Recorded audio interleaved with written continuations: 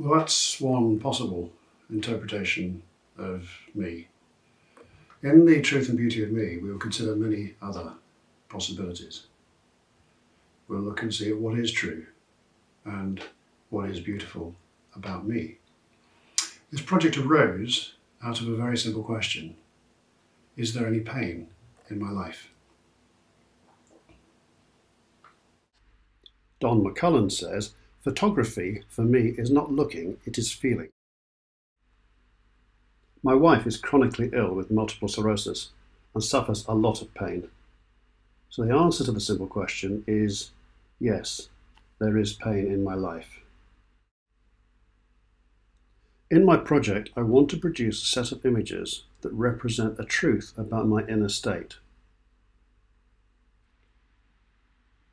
Something keeps me going through this pain, so in contrast, I want to produce images that show the beauty of me.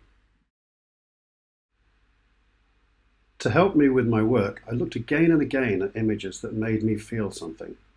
Don McCullin's 1964 Cyprus image, Dorothea Lange's Migrant Mother, and David Heath's Dialogues with Solitudes. Andy Sewell's work fascinates me. At first his images appear ordinary, but they pull me in and they hold my attention. Every time I look, I see so much more. In Arles, I met and spoke with Andy about his work.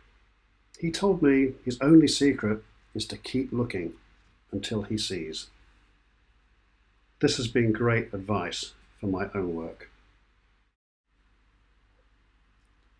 Ivor Prickett's work tears me apart. His images elicit powerful emotions in me. They make me want to do something. They are a truth, but they're also strangely beautiful. I want my work to show this ever-present tension between truth and beauty.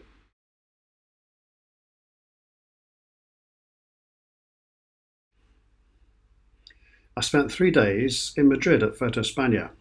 I met and spoke about their work with Patrick Pound, William Klein, Claire Strand, Sharon Kaur, and Laura Latinsky. I also had dinner with Susan Bright, who was the curator for the show, and talked through how she'd put the show together.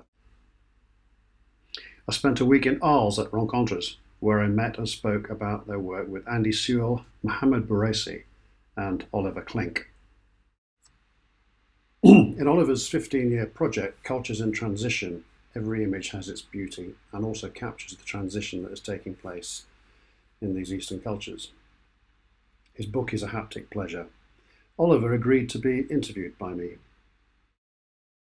The first question I've got is, so in your book you say, below the surface there exists a struggle between old and new. Tradition and modernity must come into balance as villagers hold to their spirit while coping with the reality of a modern world. How did you plan and prepare to capture this struggle? I do things photography at one point or another. It comes from the heart. You have to really believe and then understand your subject. Or there's that famous phrase that says, what is in front of your camera is what is behind the camera. So I kept going back to favourite photo books. I looked at individual images and images in sequence. I began to notice the power of framing, colour or black and white, tone, shape, form, repetition and mirroring. I noticed jarring effects within transitions. The best photographs have a voice for the photographer. They are also coherent and consistent. Every time I look, I see something new from insights gained within conversations with photographers around me. I drew some conclusions from observing images and psychological biases human beings have. Nobody can know with any certainty what someone else feels or thinks. We all project onto what we see. Our projections are based on our own experience of life and similar situations we've seen before. Fear, threat, pain, and boundaries all evoke strong emotions in us. Facial expressions and body posture signal commonly understood internal states.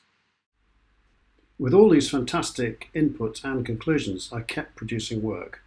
I kept looking and trying out ideas inspired by other work I had seen. I played outside my habitual space. Then I set a selection on the floor to see how they worked together. Individual images were beginning to work for me. The question then became, how do I sequence them to tell my story? I played with light, form, and tone. I used different situations in my life and let focus blur. I took images that I thought would add questions and interest to my work.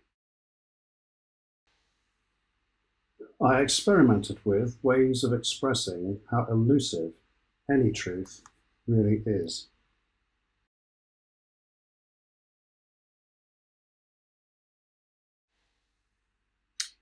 As I did my work, there were two human biases I kept in mind. The first is that people seek data to be compatible with beliefs they currently hold. And the second is that people pay more attention to threat than to safety. So as I present my work, I realized I need to play to the projections of my viewer. Good work will surprise and make people test their own assumptions about truth and beauty. But what is true? In these two images, I am smiling. In one, I am happy, and in the other, I am distressed. Many people say you can always tell which is which by looking at the eyes. Having shown this pair of images to more than 50 people now, over 2/3 choose the wrong image for the happy one. People project, and they are often convinced that they are right.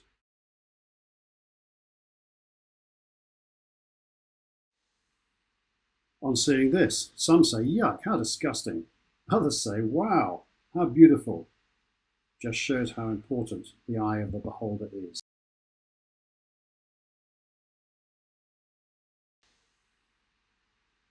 This image expresses a truth and beauty of me. It shows that the truth is elusive, it is fluid, and that there are many.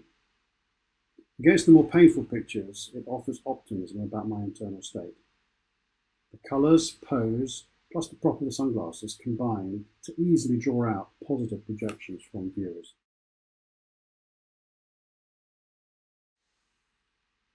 Working on other surfaces helped me look at my project in different ways. I produced a photo book. My landings exhibition explored the village of Sosuz in Cyprus through the deep feelings I had there. This idea of following my feelings is something I want to explore further as I take my project forward. Preparing a workshop made me think about what I want people to experience. It is a form I wish to explore much further in my project. I'm collaborating with a sculptor who is going to make a sculpture of my head. I'm collaborating with an artist who is going to produce an oil painting of my head.